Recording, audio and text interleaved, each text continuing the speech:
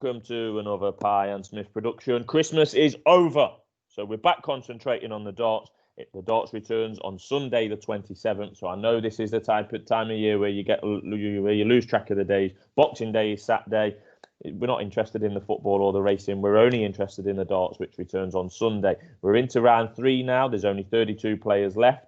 There's 6 games on Sunday and Monday, as it were. 3 in the afternoon and 3 in the evening. We're now up to first to 4 sets. So rounds 1 and 2 was first to 3 sets. Now we're up to first to 4 sets.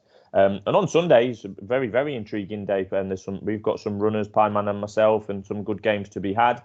There's 3 games that are pretty much a coin toss with the bookies, so you can get this even money each of 2, as they call it in the trade. And then there's 3 other games where the big boys are a bit shorter prices and long odds on favourites to win. So we're going to have a quick rattle through. I'll pass you straight over to a recovering Matt Pieman Hill. Yeah, it's the morning after the night before, really. Probably had a bit too much to drink over the last couple of days, but I'll have to summon the energy for one more day, I think, today. Be getting back on it about midday. But anyway, enough of that. Yeah, darts back on the agenda firmly. We've got 16 ties in this round to play, and they're going to be played out 6 games on Sunday, 6 on Monday, and 4 on Tuesday. And I think, I'm not sure, but I think on Tuesday that'll also be flanked by a couple of 4th round games as well, which obviously we don't know who's going to be in them yet. But yeah, so I mean the amount of games condenses, but the length of the games extends, and we have a lot more quality in the field, as you said, and like not so many walkovers. The reason that there's 3 games a session is because you've got to expect a lot of these games are going to go quite deep, 5 sets, 6 sets, 7 sets. So some really good darts on the agenda.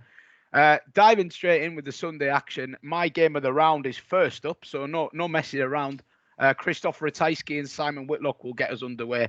Ratajski, of course, coming through a really good battle with Ian White, where both players average over a ton. In terms of like just genuine quality, both of these players have come through probably 2 of the best matches of the previous round, because Simon Whitlock's game with Labanowskis was also fantastic. 2 players, both really hot on the doubling, really hot on the finishing. So this just got all the ingredients of an absolute cracker, to be honest. And Ratajski's been put in as a favourite.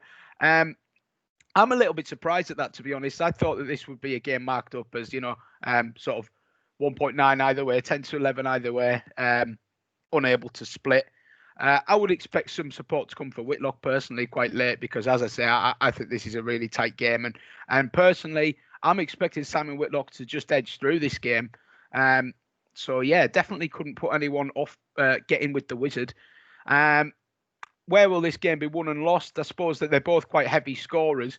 I just think that Whitlock's experience, sometimes Ratajski can blow people away with his repeated 140 scoring.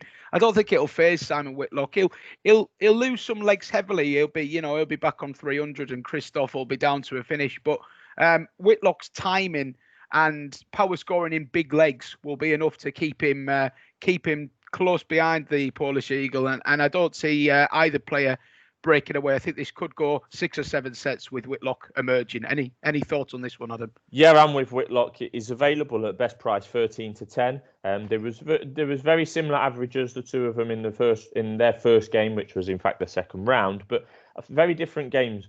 Christoph won 3-0 with a degree of comfortable in there, and Whitlock really had to battle against Labanowskis, who played excellent himself. And yeah, Whitlock actually had a higher average than Christoph in the first round, but we don't want to hang our hats on averages alone. I just think Whitlock's got the better experience in these bigger games. We know that Christoph is steady on the tour, often gets to these kind of stages in big TV tournaments, and then doesn't really kick on.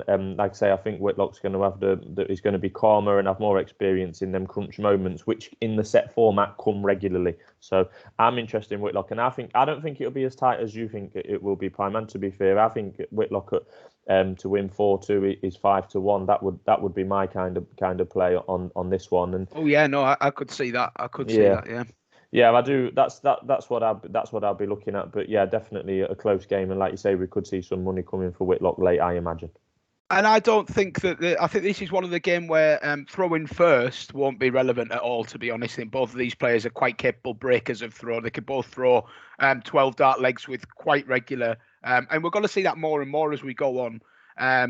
The throw, it's an important thing to consider at sometimes. If you've got two big players playing, say a Van Gerwen playing a Gerwin Price, whoever's got the throw in the first set will hope to hold that set and get the momentum and advantage. But a game like this, both players know that if they play well, they could break the other player 5, 6, 7 times in a match. So I wouldn't worry too much who throws first in this one. And if someone does hold their throw in the first set, I wouldn't be opposed to getting with them when they drift in the market. So all these kind of things you can consider. Moving on to the second game of the afternoon session, we've only got 6 players in the tournament that have actually come through from the first round. And 2 of them meet here, Kim Huybrechts and Ryan Searle, both unfancied to get to this stage in terms of the odds, but not by ourselves. I think we gave, especially Ryan Searle from yourself, got a very good report in our big preview and the quarter-by-quarter preview as well. He's fully delivered so far, Ryan Searle, but so has Kim Huybrechts, to be fair. He had a very easy early round 1 win victory over a Chinese qualifier, but to then back it up in the way that he did was extremely impressive. Ryan Searle, on the other hand, I mean, I know that you were expecting him to get past Jeffrey Deswan, but he still had to produce, didn't he, Adam? Because Jeffrey 9 180s in that game and lost 3-0. Just that is incredible. That speaks volumes about Ryan Searle's finishing in that game, doesn't it? Yeah, I mean, I think Searle has he's backed up what I suggested he would do, and which is nice of him. But yeah, this really is a tough one to call. Although in the first game I would be with Whitlock in a close game with the bookies, this one I wouldn't like to call it. I'm obviously going to be cheering on Ryan Searle. I've got a few quid on him to win the quarter and to win outright. The latter being very ambitious, of course. But Kim Huybrechts, I can't fault him, to be honest. He was hardly considered by myself.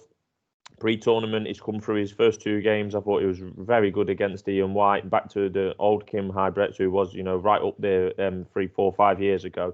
I think this is a really close game. Obviously, Huybrechts has more experience in these bigger tournaments and going later in them. But Ryan Searle, he is playing the best darts he's ever played in his life. And if he's come back with a little bit more confidence, having won the first 2 games on this stage, and he's got more self-confidence about him, it's going to be a cracker, and I'm looking forward to it. And I think that the winner of this is going to fancy himself to go on and possibly play in the quarterfinal, but we'll come to that on another day, of course. The third game on the afternoon is back in quarter 1. So another one of my outright fancies, Dimitri Vandenberg.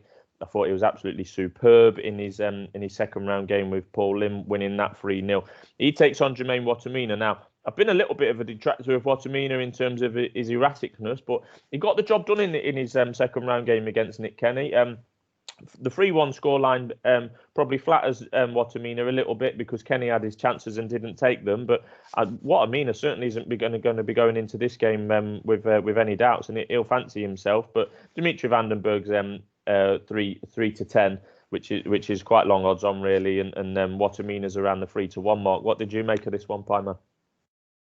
Well, you're right. You couldn't completely discount Watamina. We've talked about him a few times on our videos, and the one observation I would always have about him is he's quite erratic and quite hard to predict what you're going to get with him. You would have to say that the rhythm of this game will suit both players. They're both quite quick players, both heavy scorers. So I can't see that being a problem for Watamina. I think the reason Vandenberg is 3-10 is because he's shown that in the big matches he can produce consistently. So we pretty much know what we're going to get from Dimitri Vandenberg, but we don't know what we're going to get from Jermaine Watamina. Vandenberg, as we've said at length, very impressive against Paul Lim. No real surprise to us, to be honest, that he performed as well as he did. And I expect him to get through this one. I think a 4-1. This looks like a bit of a 4-1 to me, probably keeping him at arm's length throughout. Probably another quite solid performance. He could quite easily get embroiled in a bit of a match here, but even if he did, I would still expect Dimitri to prevail, to be honest. Just think he's got the extra quality and extra finishing capability, and he'll make it pay over the period of 7 sets, I think. Yeah. If it was 5 sets, you'd maybe give Watamina a little bit more of a chance. But as the sets extend and the format extends, it does generally favour the better players who have more time to sort themselves out if they have a dip, etc. So yeah, 4-1 Vandenberg in this one for me. Yeah, that's the favourite 4-1 in the correct score betting markets. 11-4 the 4-1, 9-2 ish the 4-0. Yeah, I'll be looking at 4-1 as well, Pieman. There, we're not going to win any prizes for originality there, but just Vandenberg is in the form of his life. I know I've already said that about Ryan Searle, but Vandenberg we spoke about what he did in the Grand Slam without winning, and he's obviously kept up to that sort of similar form in the World Championships. We've only seen him for one game, but he averaged 105, which very, very impressive. So what's the I don't know if you've got this in front of you, Adam. The 180 line in that match is something that I would just be interested in talking about, because I think if you look at that game, you would think, oh, big potential for 180s here. I'm actually going to go against the grain here and suggest possibly looking at the unders, just because Wattimena, for all he can be a big hitter, he only scored 2 180s in his game against Nick Kenny.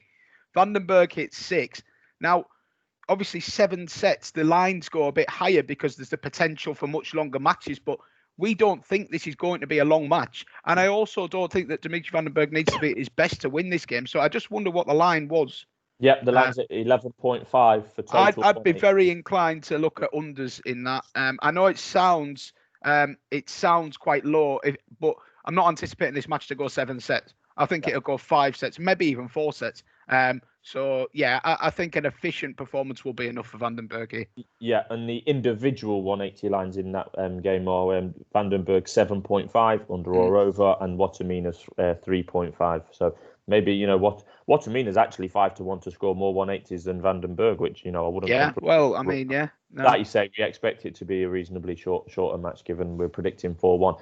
On to the evening session, and back into quarter one is another coin toss type of a game. Joe Cullen against Johnny Clayton, one that we identified would be a cracker even before the first dart was thrown. They've both won their respective second round games to get here.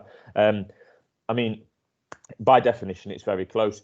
Joe Cullen is the 16th ranked player in the tournament, and Johnny Clayton is the 17th ranked player in the tournament. So that it's absolutely no surprises that the bookies can hardly split them. If we're being technical, Joe Cullen is the slight favourite at 8-11. Johnny Clayton's 11-10. I'm looking forward to it, Pieman, and I know you are. Yeah, and again, another one where we've got someone installed at odds against, and you kind of look at it and think, well, if I had to be with one of the two, I'd maybe go with the guy who's been put as the outsider, but wouldn't be with any confidence, to be honest, because these two are very, as you said, two very evenly matched players, and two players who've had kind of similar career paths. They've threatened a few times in major events, but not really managed to do it for one reason or the other. I really like both of these guys. I wouldn't have a strong preference either way with whoever wins, and whoever wins is going to take on Van Gerwen in the next round, so tough ask whoever it is, but maybe just Johnny Clayton. But I'm anticipating this to go quite deep. I don't know what your thoughts are, Adam. I'm more confident on Clayton than yourself, to be honest. I really do like Johnny Clayton. I think he's had the best season or best year of his life. Won the World Cup alongside Gerwin Price. Joe Cullen had it all his own way against Wayne Jones in his second round game. Wayne Jones wasn't up to scratch, to be honest. You could say similar about John Henderson as well, who Clayton played. But no, I do fancy Clayton. I know that Cullen's been unlucky at times and a little bit hot and cold. He did look good in his first game, but this is one where I'll be looking at a bit longer odds, or a bit of the more unexpected correct score results that would be a surprise to many people, but as a result you're getting bigger odds. So like Johnny Clayton to win 4-1 is 7-1. I mean, I would, and Johnny Clayton to win 4-2 is 5-1. That'll be where I'll be looking here. I could be wrong, but like I say, I think it will definitely be a good game and one well worth watching. I've got no financial interest in these guys out to win the tournament outright. And obviously to go on to play Michael Van Gerwen in the next game anyway. So I do hear you on that, because I think a lot of these correct score prices are generated via an algorithm. So the favourite would be player A and the outsider would be player B. And what you're generally getting off the back of that is a player A to win 4-1 ends up being quite like 2 or 3 points shorter than player B to win 4-1. When really, if you take all that out and just look at these two players, you would not be surprised. If you got told that this game was 4-1, you wouldn't know which way it had gone. You know what I mean? Whereas if Van Gerwen's playing Ricky Evans and someone says to you it was 4-1, you're pretty sure it's Van Gerwen that's won 4-1. This one could be either way. So I do get that. I think Johnny Clayton's as capable of running away with it as Joe Cullen is, but a tough one to call in it, let's be honest. Yeah. we've got, obviously, our next game is Peter Wright back in action. He's taking on Gabriel Clemens in quarter 3. Peter Wright remaining the favourite to emerge from quarter 3. Not someone that we've been overly bullish on, just to his lack of reliability, I suppose, and tendency to occasionally throw in a dire performance this season. But, of course, he's the reigning world champion, so you can never fully discount Peter Wright.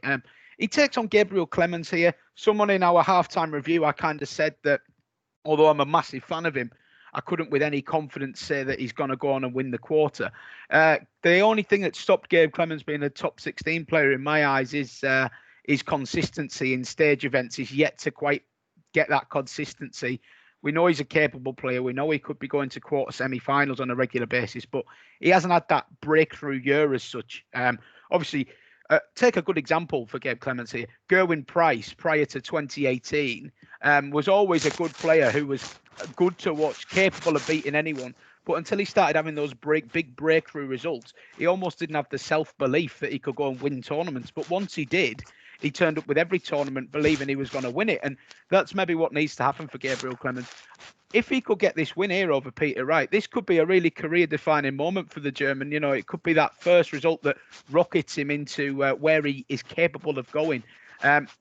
But he's going to have to be on it with Peter Wright. The longer format obviously suiting Wright. He's got more time to get going if he has a slow start. So it's a difficult one to call. It's not one that I would be getting involved with myself. But I think you could watch it as a Clemens backer with a reasonable confidence that he will give Wright a game. It's all about Wright, isn't it? If he turns up, if he doesn't turn up, as most of his matches are. I don't know what your thoughts are on this one, Adam. Yeah, Clemens is 3-1. 3-1, sorry, to beat Wright, and Wright's obviously the opposite price of that, around 1-4. In the correct score betting, I find it quite interesting, because if you're ever looking at having a bet on a Peter Wright game, you're taking a massive leap of faith with his pure inconsistency and you know, tendency to throw in an absolute stinker, as we saw in the Players' Championship. I think that was against Mervyn King. So, looking at the correct score market, Peter Wright to win 4-0 is 3-1. That's pretty much joint favourite in that market. I would much prefer to back Peter Wright to win 4-3 at 6-1. It's double the price, right? And I know that he's a strong favourite for a reason. He's the reigning world champion. His average was worse than Clemens in his first round game. Like you say, he can throw in a stinker. So I would much rather back Peter Wright to win 4-3. I'm obviously hoping that it's going to be a closer game there, and he could well win 4-0, and it could all be rosy for him. But like I say, he's got the inconsistencies sometimes, even between different sets in the same game. So yeah, I would back him to. He's got good clutch finishing and the experience, and he can handle the pressure. I'd much more, if I was going to have any bet at all, I'd much rather back it to be a close game rather than a wide win for Peter Wright. I just want to say on that one, this is the game of the day that I would be with on the over 180s, because both of these fellas are absolute clinics in 180 hitting. Gabe Clemens, even when he loses, tends to bang in a few maxes. And as I say, quite exactly the opposite to Vandenberg, Watamina. I think this is a game that could go 7 sets. You got plenty of time for that 180 line to land. And they're both quite streaky players. Wright will reel off a set or two where he's hitting maxes for fun, and then he'll do nothing. But I think they can maybe feed off each other's streaks. So when Wright has a dip, Clemens can have a rise, and you'll kind of have a steady flow of 180s coming in. You'll be maybe getting like 2 or 3 every couple of legs, and they'll just keep rolling in, and you could easily wind up on a silly number. What is the 13.5. I'd be with over on that, definitely. And if there was anyone offering alternate lines for even higher at big odds, I would definitely have a look. Yeah, and that brings us on to our final game of the evening, and we're on to the outright favourite to win this tournament, and it's no surprise that it's Michael van Gerwen. He plays Ricky Evans, Ricky Evans, to be fair, played pretty well in his second round game against Mickey Mansell. I think he lost the first set. He lost the first set that day and come back and won 3-1. And he was playing some good stuff, Ricky Evans. And I mean, I'm normally one to write him off. I think he's throws way too quick for himself, and he seems to have more of a good time than being focused on the game. But he proved me wrong in that second round game.